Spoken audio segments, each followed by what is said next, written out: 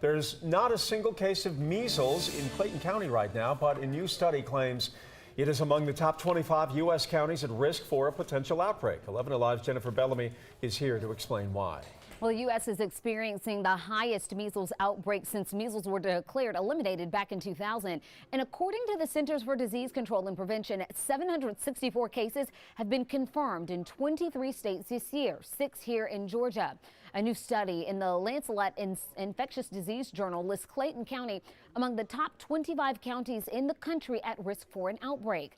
And that's largely because of Hartsfield-Jackson Airport. Hundreds of thousands of people move through the airport each and every day, arriving from 5 countries that have travel notices concerning measles. Someone who is sick could then expose other travelers to the virus. Miami-Dade County in Florida, which is another major international travel hub, also ranked among the top counties in the risk. You can go to 11alive.com to learn more about how measles viruses can spread and how you can protect yourself and your family.